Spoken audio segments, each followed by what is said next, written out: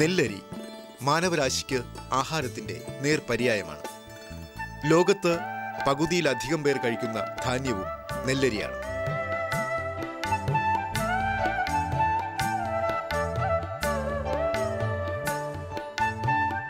ഏഷ്യയിലെ ഭൂരിപക്ഷം ജനതയുടെ ഭക്ഷണവും അരി തന്നെ.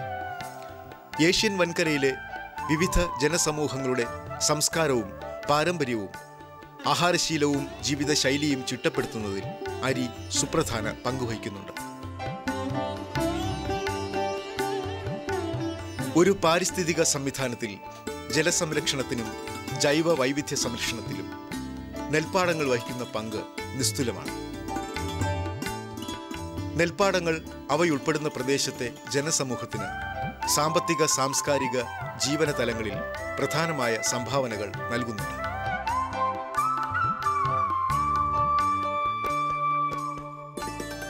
കാലാവസ്ഥാ മാറ്റങ്ങളുടെ പ്രതിഫലനങ്ങളെ മയപ്പെടുത്താനും അവയുമായി പൊരുത്തപ്പെടാനും നെൽപ്പാടങ്ങൾ സഹായകരമാകുന്നു എന്നതും ശ്രദ്ധേയമാണ്. നെൽകൃഷിയുടെ സവിശേഷത കൊടുക്കുന്നതിനേക്കാൾ എത്രയോ മടങ്ങ് എടുക്കാൻ കഴിയുന്നു എന്നതാണ്. ഈ പൊലിമ പ്രകൃതിയുടെ അനുഗ്രഹം കൂടിയാണ്. ഇത് നന്നായി അറിയാവുന്ന കർഷകൻ കൃഷി തൻ്റെ കൃഷിയിടത്തിൽ മാത്രം ഒതുങ്ങുന്നതല്ലെന്നും അതിന് പ്രാപഞ്ചിക മാനങ്ങളുണ്ടെന്നും തിരിച്ചറിഞ്ഞിരുന്നു. ഋതുഭേദങ്ങളുടെ സൂക്ഷ്മമായ താളങ്ങൾ അവർ മനസ്സിലാക്കിയിരുന്നു.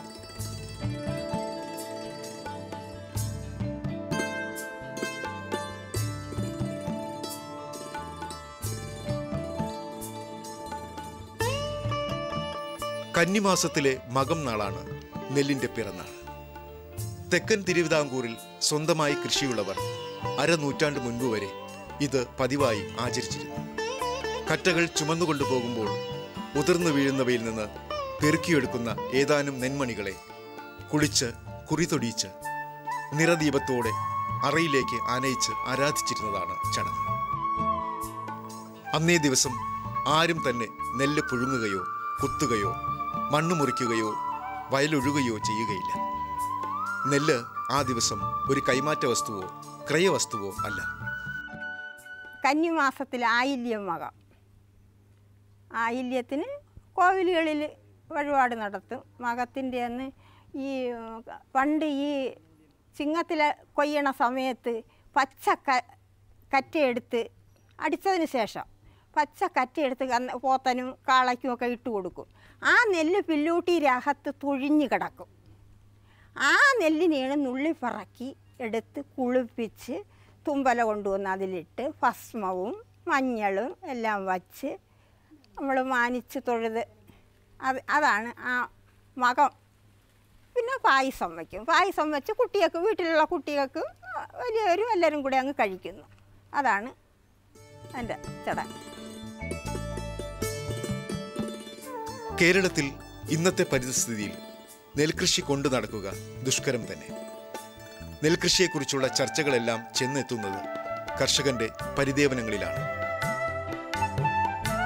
നെൽവയലുകളുടെ വിസ്തൃതിയും ഉൽപാദനക്ഷമതയും കുറഞ്ഞു വരുമ്പോഴും കാർഷിക സംസ്കൃതിയുടെ പച്ചത്തുരുത്തുകൾ കുറച്ചെങ്കിലും നിലനിൽക്കുന്നത് അധ്വാനശീലരായ കർഷകരുടെ മനക്കരുത്തിലും ബാഹുബലത്തിലുമാണ്. ഒരു സംസ്കാരത്തെ കാത്തുസൂക്ഷിക്കുന്നതോടൊപ്പം സമൂഹത്തെ ഊട്ടുക എന്ന സത്കർമ്മം കൂടിയാണ് കർഷകർ ഇവിടെ നിറവേറ്റുന്നത്.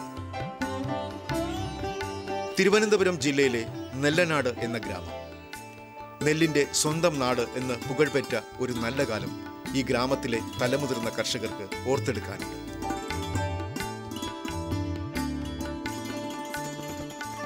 കതിരണിഞ്ഞു നിൽക്കുന്ന ഇവിടുത്തെ തണ്ണീർത്തടങ്ങളെ വർത്തമാനകാല യാഥാർത്ഥ്യമാക്കി നിലനിർത്തുന്നത് നെല്ലനാടിൻ്റെ മണ്ണറിയുന്ന കർഷക ശ്രേഷ്ഠരാണ്.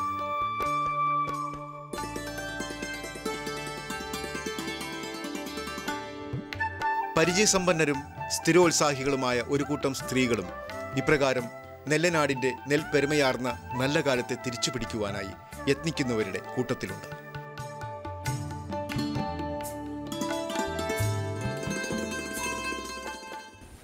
നെൽകൃഷി മാഞ്ഞു പോകുന്ന ഈ കാലഘട്ടത്തിൽ നെല്ലനാട് ഗ്രാമപഞ്ചായത്തിലെ 3 വനിതാ നെൽ കർഷകരെ നമുക്ക് ഇന്നിവിടെ പരിചയപ്പെടാം. ഒന്ന് ശ്രീമതി അജിത, ഒന്ന് ശ്രീമതി ജയ, ഒന്ന് ശ്രീമതി ഭാർഗവി അമ്മ. ഈ 3 പേരും കുറച്ച് കാലമായി നെൽകൃഷിയിൽ ഏർപ്പെട്ടിരിക്കുകയാണ്. ശ്രീമതി അജിതയാണെങ്കിൽ അവരുടെ കുടുംബം പോറ്റാൻ വേണ്ടിയിട്ട് നെൽകൃഷി, ഇതുകൂടാതെ മറ്റ് പച്ചക്കറിയും പശുവും ഒക്കെ ഉണ്ട് അവർക്ക്. നെൽകൃഷി കൊണ്ട് അവർ വളരെ സംതൃപ്തയാണ്. നെൽകൃഷിയിൽ നിന്നും നല്ല ആദായം കിട്ടുന്നുണ്ട്, നല്ല ചോറ് കഴിക്കാമെന്നൊക്കെയാണ് അവരുടെ അഭിപ്രായം. അതുകൂടാതെ നെൽകൃഷി പാരമ്പര്യം നഷ്ടപ്പെടാതെ മുന്നോട്ട് കൊണ്ടുപോകാനുള്ള മഹത്തായ ഉദ്ദേശത്തോടെയാണ് അവർ നെൽകൃഷി ചെയ്യുന്നത്. ഇതേ ആവർത്തനം തന്നെ നമ്മുടെ ശ്രീമതി അജിതയും ശ്രീമതി ജയയും പറയുന്നത്. ജയ ആണെങ്കിൽ ഏകദേശം 1 ഏക്കറോളം വയലിലാണ് നെൽകൃഷി ചെയ്യുന്നത്. കുറച്ച് പാട്ടവും കുറച്ച് സ്വന്തം നിലവും. അതിൽ അവരും വളരെ നെൽകൃഷിയിൽ നിന്നും സംതൃപ്തയാണ്, അതിൽ നിന്നും കിട്ടുന്ന ആദായം കൊണ്ട്. പിന്നെ ഇതുകൂടാതെ അവർക്ക് പച്ചക്കറിയും റബ്ബറും എല്ലാമുണ്ട്. പിന്നെ അടുത്തത് ഭാർഗവി അമ്മ. ഭാർഗവി അമ്മയ്ക്കാണെങ്കിൽ അവർ 70 വയസ്സോളമായൊരു വനിതയാണ്. അവർ പണ്ട് കാലം തൊട്ടേ കൃഷി ചെയ്യുകയാണ്. ഇപ്പോഴും ഈ പ്രായത്തിലും അവർ പാടത്തിറങ്ങി കൃഷി ചെയ്യാറുണ്ട്. അവരും നെൽകൃഷിയുടെ പാരമ്പര്യം നഷ്ടപ്പെടാതെ നോക്കുന്ന ഒരു വ്യക്തിയാണ്. നെല്ലനാട്ടെ നെല്ലമ്മമാരിൽ പ്രായക്കൂടുതൽ കൊണ്ട് മാത്രമല്ല, അനുഭവ സമ്പത്ത് കൊണ്ടും ഒട്ടും മുതിർന്ന കർഷകയാണ് ശ്രീമതി ഭാർഗവി. ഈ നാടിൻ്റെ ഭൂതകാലത്തെയും വർത്തമാനകാലത്തെയും കൂട്ടിച്ചേർക്കുന്ന കണ്ണിയാണ് ഈ ശ്രദ്ധേയ വ്യക്തിത്വം. അന്ന് ഒരു മുണ്ടോവനാണ് കൃഷി ഇറക്കണത്. ഈ ചെറിയ വിത്തില്ല, ഈ ഒറ്റനാറ് സമ്പ്രദായം ഒന്നുമില്ല. അന്ന് പിന്നെ ഇപ്പോഴത്തെ പോലെ രാസവളവും ഇല്ല. എന്നിട്ട് എല്ലുപൊടി ഇടും അടിവളത്തിന്. എല്ലുപൊടി, ചാണകം, തോല്, നമ്മളെ പുരയിടത്തിലെ തോല് വെട്ടിക്കൊണ്ടിന്ന് ഇടും. അത് തന്നെ അതിൻ്റെ വളം. പിന്നെ നട്ട് ഒരു 3 ആഴ്ച കഴിയുമ്പോഴത്തേക്കും പുഴു വരും. എൻ്റെ കുഞ്ഞിലെ എങ്ങനെയെന്ന് വെച്ചാൽ ചന്തയിൽ പോയി ചാളം മീൻ വാങ്ങിച്ചുകൊണ്ട് വന്ന് വലിയ കലത്തിൽ ഇട്ട് അടച്ചു വച്ചിരുന്നു. ഒരാഴ്ച കഴിയുമ്പോൾ ആ വെള്ളം കൊണ്ടു ചെന്ന് പാഞ്ചിത്തോല് മുക്കി അടിക്കും. അപ്പോഴും പിന്നെ നെല്ല് ഓടിക്കറിഞ്ഞ് വരികയും ചെയ്യാം. മീൻ്റെ വെള്ളത്തിൻ്റെ ശക്തി അങ്ങനെ, അല്ലാതെ ഒരു വളം ഇടക്കാനില്ല. പച്ച പിടിച്ചു കിടന്ന സ്വർണ്ണ നെൽക്കതിരുകൾ നിറഞ്ഞു കിടന്ന വയലേലകളുടെ കറ്റത്തല്ലലും പാറ്റലും കൊഴിക്കലും തകൃതിയായി നടന്ന വീട്ടുമുറ്റത്തിൻ്റെ പൊന്മണികൾ നിറഞ്ഞു കവിഞ്ഞ പത്തായങ്ങളുടെ എല്ലാം ഓർമ്മകൾ തെളിച്ചത്തോടെ തന്നെ ഈ കർഷകയിൽ നിറഞ്ഞു നിൽക്കുന്നു.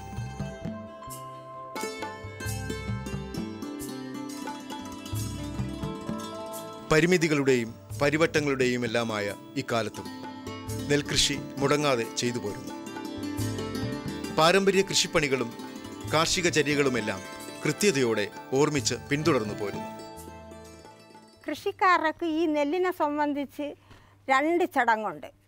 ഒന്ന് മലയാളം മകരം 27, 28 ദിവസം. ഈ 27ൻ്റെ എന്ന് അതിനെ പറയുന്നത് വരയുക എന്നാണ്. അത് ഇതേപോലത്തെ ചെടി ഉണ്ട്. ഈ ചെടി കൊണ്ട് കരിയിലാഞ്ചി. അപ്പോൾ തെങ്ങ്, വാഴ, അതിന് ഇതിട്ട് കെട്ടിക്കഴിഞ്ഞാൽ പിന്നെ അതിൽ നിന്ന് അനുഭവം എടുത്തുകൂടാ. 29ൻ്റെ അന്നേ പിന്നെ അതിൽ ചെന്ന് തൊടാവുള്ളൂ.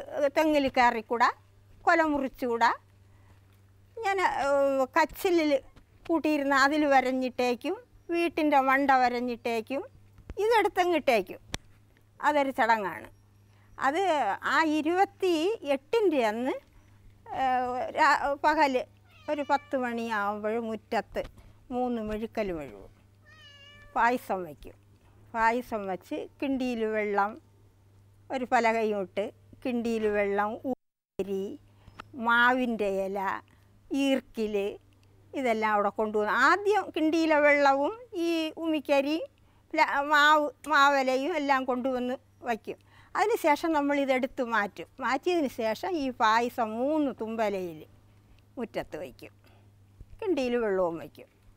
കുറച്ച് സമയം ഇരുന്നിട്ട് നമ്മളങ്ങെടുത്ത്, അതൊരു ചടങ്ങാണ്.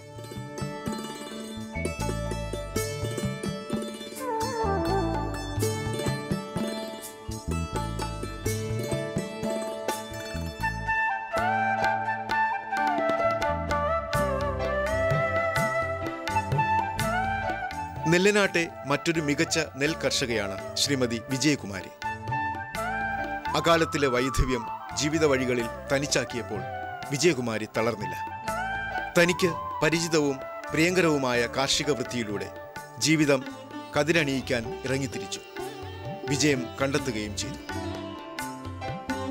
2 കുട്ടികളടങ്ങുന്ന കുടുംബത്തിന്റെ ദൈനംദിന കാര്യങ്ങൾ നടത്തിക്കൊണ്ടു പോകുന്നതിന് പാട്ടത്തിനെടുത്ത 1.5 ഏക്കറിലെ നെൽകൃഷി വിജയകുമാരിയെ പ്രാപ്തിയാക്കി. ഞാനിപ്പോൾ കൃഷി തുടങ്ങിയിട്ട് 6 വർഷമായി. ഇവിടെ കൃഷി തുടങ്ങിയിട്ട് 6 വർഷമായി. പാട്ടത്തിനടുത്ത് ചെയ്യാൻ തുടങ്ങിയിട്ടും 5 വർഷത്തോളം പാട്ടത്തിനടുത്ത് ചെയ്യാൻ തുടങ്ങിയിട്ടായിട്ടുണ്ട്. ഇവിടെ എൻ്റെ ചേച്ചിയാണ് എല്ലാ കാര്യങ്ങളും എനിക്കതിന് വേണ്ടുന്ന എല്ലാ ഹെൽപ്പുകളും ചെയ്തു തന്നു. അതുപോലെ തന്നെ എന്നെ ഹെൽപ്പ് ചെയ്യാനായിട്ട് എനിക്ക് എൻ്റെ കൂടെ ഒരുപാട് പേരുണ്ട്. മകനായിട്ടും ചേഴാറായിട്ടും ആൾക്കാർ കൂടെ എന്നെ ഹെൽപ്പ് ചെയ്യാനുണ്ട്. അപ്പോൾ അവരുടെയും കൂടെ ഒരു മേൽനോട്ടത്തിൽ തന്നെയാണ് ഞാനിത് പാരമ്പര്യമായിട്ട് കൊണ്ടുപോകാൻ തീരുമാനിച്ചിരിക്കുന്നത്. അപ്പോൾ അവർക്കെല്ലാവർക്കും ഇത് താല്പര്യമുള്ള കേസ് കെട്ടാണ്. ഇങ്ങനെ ഒരു കൃഷി നമ്മളെടുത്ത് ചെയ്യുന്നതിൽ വലിയ സന്തോഷമാണ്. പിന്നെ ഇതിലുപരി പിന്നെ കന്നാലികളുണ്ട്. കച്ചിൽ നമുക്ക് കന്നാലികൾ ആവശ്യത്തിനായിട്ട് കച്ചിലെടുക്കണം, അങ്ങനെയൊക്കെയുള്ള കാര്യങ്ങളുണ്ട്. പിന്നെ ദാരിദ്ര്യമില്ലാതെ നമ്മളെ വീട്ടിൽ കാര്യങ്ങൾ കഴിഞ്ഞു പോകുന്നുണ്ട്. കാർഷിക സർവകലാശാല പുറത്തിറക്കിയ നെല്ലിനങ്ങളായ ഉമ, പവിഴം എന്നിവ കൃഷി ചെയ്യുന്നു. അടുത്ത കാലത്തായി വിളവിറക്കിയ വിത്തിൻ്റെ കൂട്ടത്തിൽ നിന്ന് വേർതിരിച്ച് സമ്മർദ്ദനം ചെയ്തെടുത്ത ഒരിനം നെല്ലുകൂടി കൃഷി ചെയ്യുന്നുണ്ട്. ഇത് നല്ല ഉൽപ്പാദനം തരുന്നതായി വിജയകുമാരി പറയുന്നു. കൃഷിഭവൻ മുഖാന്തരം നമുക്ക് വിത്തും വളങ്ങളും എല്ലാം കിട്ടുന്നുണ്ട്. ഇപ്പോൾ ഇട്ടിരിക്കുന്നത് പവിഴം എന്ന വിത്താണ്. പിന്നെ ഒരു കാർത്തിക എന്ന് പറഞ്ഞൊരു വെള്ള വിത്ത് ഇട്ടിട്ടുണ്ട്. പവിഴം ചുവപ്പാണ്, കാർത്തിക വെള്ളയാണ്. നമുക്ക് വളങ്ങളെല്ലാം ഫാക്ടംഫോസും യൂറിയയും പൊട്ടാഷും എല്ലുപൊടിയും നമുക്ക് കിട്ടുന്നുണ്ട്. കൃഷിഭവൻ മുഖാന്തരമാണ് അതെല്ലാം നമുക്കിവിടെ എത്തിച്ചു തരുന്നത്. വിത്തും അതേ രീതിയിലൂടെ എത്തിച്ചു തരുന്നുണ്ട്. നെൽകൃഷിക്കാരുടെ കുടുംബത്തിൽ നിന്ന് വരുന്ന വിജയകുമാരിക്ക് കൃഷിയുടെ എല്ലാ വിഷയങ്ങളും മനഃപ്പാഠമാണ്.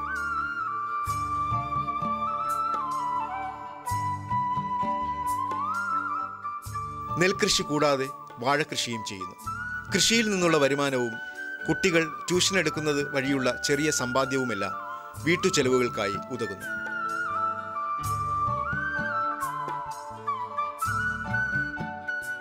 നെല്ലനാട്ടെ വനിതാ നെൽകർഷകരിൽ ശ്രദ്ധേയമായ മറ്റൊരു വ്യക്തിത്വമാണ് അജിതകുമാരിയുടേത്.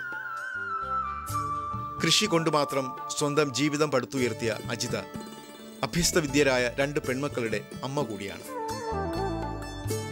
നെൽകൃഷിയുള്ള കുടുംബത്തിൽ ജനിച്ച അജിത കുട്ടിക്കാലം മുതൽക്ക് തന്നെ കൃഷിപ്പണികളിൽ താല്പര്യവും നൈപുണ്യവും പ്രദർശിപ്പിച്ചു. ഒറ്റയ്ക്ക് കുടുംബം പോറ്റേണ്ട ബാധ്യത വന്നു ചേർന്നപ്പോൾ കൃഷിപ്പണിയിലേക്ക് സധൈര്യം തിരിഞ്ഞു. തുടക്കം പശു വളർത്തലിലായിരുന്നു. അത്യാവശ്യങ്ങൾ നിറവേറ്റാൻ ഇത് ഉതകി. പിന്നീട് കൂടുതൽ ഉത്സാഹത്തോടും ധൈര്യത്തോടും കൂടി മണ്ണിലേക്കിറങ്ങി.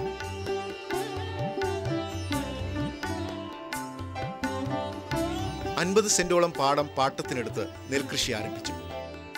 നെൽകൃഷിയിൽ തൻ്റെതായ കഴിവുകൾ പ്രയോജനപ്പെടുത്തിക്കൊണ്ട് നേട്ടങ്ങൾ കൈവരിക്കാൻ അജിതയ്ക്ക് കഴിഞ്ഞു. 5 വർഷമായിട്ടുള്ളൂ ഞാൻ ഈ നെൽകൃഷിയിലോട്ട് ഇറങ്ങി. അതിന് മുമ്പ് പച്ചക്കറിയും പശുവൊക്കെ ഉണ്ടായിരുന്നു. 5 വർഷം കൊണ്ടാണ് പാട്ടത്തിന് 1/2 ഏക്കർ നിലമെടുത്ത് കൃഷി ചെയ്യണം. അത് പൊയ്ക്കൊണ്ടിരിക്കുകയാണ്. അത് എനിക്ക് ലാഭകരമാണെന്ന് തോന്നിയത് കൊണ്ട് ഞാൻ അതിൽ ഇനിയും ഉറച്ചു നിൽക്കാനാണ് താല്പര്യം. വിരിപ്പു കൃഷിയും മുണ്ടകൻ കൃഷിയും മുടങ്ങാതെ നടത്തുന്നു. 3 തരം വിത്തുകൾ മാറി മാറി ഉപയോഗിക്കുന്നു: ഉമ, പവിഴം, ത്രിവേണി എന്നിവ. പ്രത്യൂഷയും പരീക്ഷിക്കുന്നുണ്ട്. വിത്തുകൾ ലഭിക്കുന്നത് കൃഷിഭവൻ വഴിയാണ്.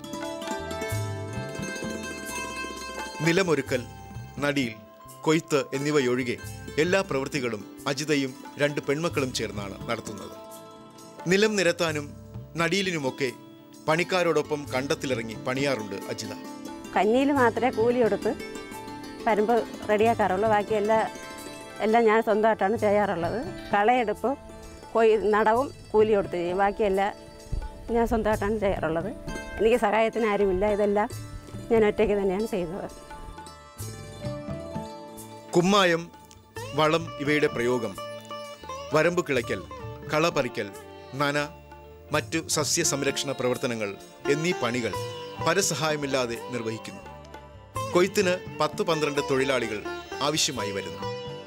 130-150 പറ അഥവാ 1350 കിലോഗ്രാമോളം നെല്ല് ലഭിക്കും. വീട്ടാവശ്യത്തിനുള്ളത് കഴിച്ച് വിൽക്കും. നെൽകൃഷി നഷ്ടമാണെന്നുള്ള പരാതികൾക്കിടയ്ക്കും ഇവിടെ ഒരു സ്ത്രീ നെൽകൃഷി തനിക്ക് പ്രിയപ്പെട്ടതാണെന്നും നേട്ടം മാത്രമേ തന്നിട്ടുള്ളൂ എന്നും ഉറപ്പിച്ചു പറയുന്നു. ഒരു 30 കിലോ വളമാണ് ഞാൻ മൊത്തത്തിൽ നടുന്നുമ്പ് നില ഒരുക്കിയതിന് ശേഷം ഇടും. എന്നിട്ട് കളയെടുത്തതിന് ശേഷം യൂറിയം പൊട്ടാഷും കൂടെ ഇടും. പിന്നെ ഈ നട്ട് 15 ദിവസം കഴിയുമ്പോഴത്തേക്ക് പുഴു ബാധിക്കണമെങ്കിൽ മരുന്നടിക്കും. അല്ലാതെ വേറെ ഒരു കൃത്രിമങ്ങളും ചെയ്യാറില്ല. പൊതുവിൽ എങ്ങനെയായാലും ഞാൻ സ്വന്തമായിട്ട് ചെയ്യുന്നത് കൊണ്ട് എനിക്ക് നഷ്ടമെന്ന് പറയാനൊന്നുമില്ല. എല്ലാം കൊണ്ട് എനിക്ക് നെൽകൃഷി ലാഭകരമാണ്. ആവശ്യക്കാർ വരണമെങ്കിൽ കൊടുക്കും, അല്ലെങ്കിൽ കൊടുക്കത്തില്ല. സ്വന്തം ആവശ്യത്തിന് വിഷാംശം ചേർക്കാത്ത ആഹാരം കൊണ്ട് കൊടുക്കാറില്ല. കൊയ്ത്തു കഴിഞ്ഞുള്ള വൈക്കോലെല്ലാം ഉണക്കി തുറുവാക്കി സൂക്ഷിച്ചിരിക്കുന്നു. വീട്ടിൽ വളർത്തുന്ന 2 പശുക്കളുടെ തീറ്റയുടെ ആവശ്യം ഇങ്ങനെ നിറവേറ്റപ്പെടുന്നു. പാല് ക്ഷീര സഹകരണ സംഘത്തിലും ചുറ്റുപാടുള്ള വീടുകളിലും കൊടുക്കുന്നു. നെൽകൃഷിയോടൊപ്പം പച്ചക്കറി കൃഷിയിലും അജിത ശ്രദ്ധ പതിപ്പിച്ചിരിക്കുന്നു.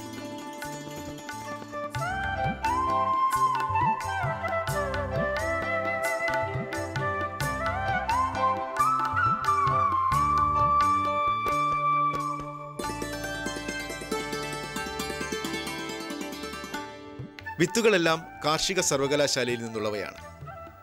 വിളവെടുക്കുന്ന പച്ചക്കറി നെടുമങ്ങാട്ടെ കാർഷിക മൊത്ത വ്യാപാര വിപണിയിലാണ് വിൽക്കുന്നത്.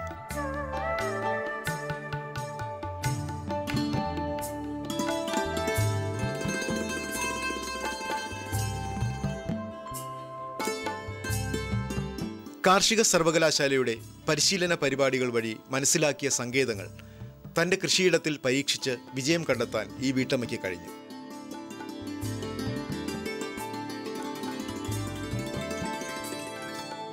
തൻ്റേതായ അധ്വാനം കൊണ്ട് കെട്ടിപ്പടുത്ത ഈ കൊച്ചു വീട് അജിതയുടെ ആത്മവിശ്വാസത്തിൻ്റെയും നിശ്ചയദാർഢ്യത്തിൻ്റെയും പ്രതീകമാണ്. കൂടാതെ തൻ്റെ പെൺമക്കളുടെ വിവാഹ ആവശ്യത്തിനുള്ള സ്വർണം സ്വരൂപിച്ചെടുക്കുന്നതിനും സാധിച്ചു. നെല്ലനാട്ടെ ഈ 3 നെല്ലമ്മമാരും കേരളത്തിൻ്റെ നല്ലമ്മമാരാണ്. നെൽകൃഷി എന്ന പാരമ്പര്യത്തെ കുലധർമ്മമായി ആചരിക്കുന്നു. സമൂഹത്തെ ഊട്ടുക എന്ന സത്കർമ്മത്തെ ജീവിതചര്യയാക്കിയവർ. ഏതിനുമപ്പുറം സ്ത്രീകൾക്ക് സമൂഹത്തിൽ ക്രിയാത്മകമായി ചെയ്യാവുന്ന കാര്യങ്ങൾക്ക് അതിര് ആകാശം മാത്രമാണ് എന്ന് സ്വജീവിതം കൊണ്ട് തെളിയിച്ചു.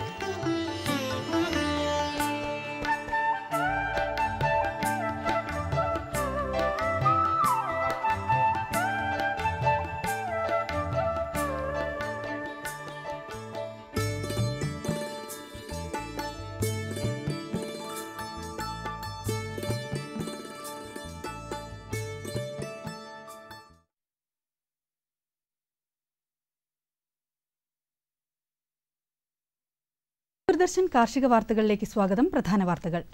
വിത്ത് പരിശോധനാശാലകൾ നവീകരിക്കാൻ പദ്ധതി. പെരിച്ചാഴിയെ തുരത്താൻ ഇക്കോഡോൺ ജൈവ വികർഷിണി. വിശദമായ വാർത്തകളിലേക്ക്. വിളവർദ്ധനവിന് ഗുണമേന്മയുള്ള വിത്തുകളുടെ പ്രാധാന്യം ഉറപ്പാക്കാൻ ജാഗ്രതയോടെ പ്രവർത്തിക്കുന്നവയാണ് കൃഷിവകുപ്പിന്റെ വിത്ത് പരിശോധനാശാലകൾ.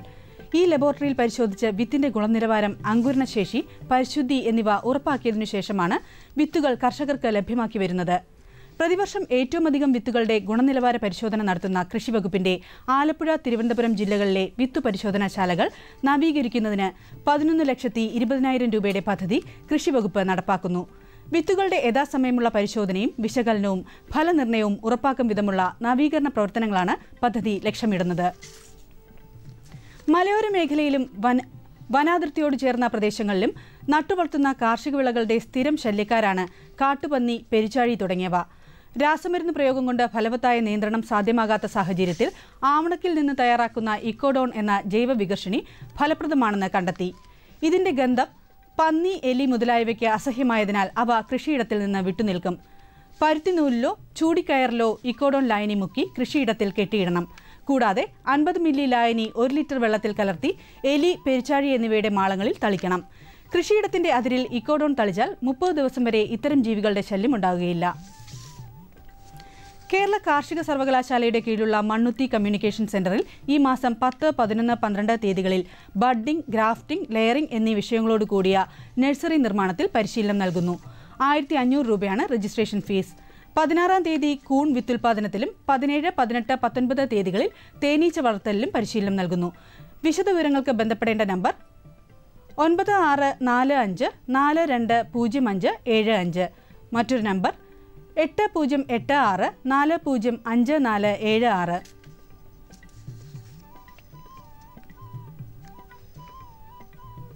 എറണാകുളം ജില്ലയിലെ പാമ്പാക്കുടയിൽ കൃഷിവകുപ്പിന്റെ നേതൃത്വത്തിൽ Pampakuda block model agro service centre അല്ലെങ്കിൽ ഗ്രീൻ ആർമി എന്ന പേരിൽ കാർഷിക സേവന കേന്ദ്രം പ്രവർത്തനം ആരംഭിച്ചു. വിവിധ കാർഷിക യന്ത്രങ്ങൾ, കാർഷിക ഉപകരണങ്ങൾ ഉപയോഗിച്ചുള്ള സേവനങ്ങൾ, കാർഷിക ഉപകരണങ്ങളുടെയും യന്ത്രങ്ങളുടെയും സർവീസിംഗ്, റിപ്പയറിംഗ്, വിവിധ ഇനം ഗുണമേന്മയുള്ള നടീൽ വസ്തുക്കളുടെ തൈകൾ, വിത്തുകളുടെ ഉൽപ്പാദനവും വിതരണവും, ടിഷ്യൂ കൾച്ചർ വാഴത്തൈകളുടെ വിതരണം, കൂൺ ഉൽപ്പാദനവും വിതരണവും, വിവിധ പരിശീലനങ്ങൾ തുടങ്ങിയ സേവനങ്ങൾ ഇവിടെ നിന്നും ലഭിക്കും. കൂടുതൽ വിവരങ്ങൾക്ക് വിളിക്കേണ്ട നമ്പർ 0487-287-5085. മറ്റൊരു നമ്പർ 9447-820532.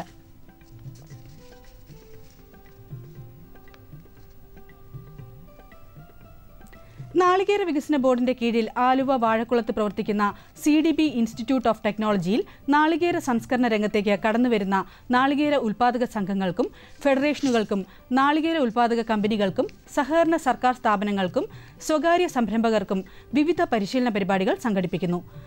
നാളികേര ഉൽപ്പന്ന സംസ്കരണ യൂണിറ്റുകൾ സ്ഥാപിക്കുന്നതിനാവശ്യമായ വിദഗ്ധ സേവനങ്ങൾ, ലഘു നാളികേര ഉൽപ്പന്നങ്ങളുടെ ഹ്രസ്വകാല പരിശീലനങ്ങൾ, പരമ്പരാഗത ചെത്തുതൊഴിലാളികൾക്കും നീര ടെക്നീഷ്യന്മാർക്കും ശാസ്ത്രീയ നീര ഉൽപ്പാദനത്തിൽ പരിശീലനം, നീല സംസ്കരണത്തിലും നീര മൂല്യവർദ്ധിത ഉൽപ്പന്ന നിർമ്മാണത്തിലും സമഗ്ര പരിശീലനം എന്നിവ നൽകുന്നു. കൂടുതൽ വിവരങ്ങൾക്ക് ബന്ധപ്പെടേണ്ട ഫോൺ നമ്പറുകൾ 9895816291. മറ്റൊരു നമ്പർ 0484-267-9680. കമ്പോള നിലവാരം.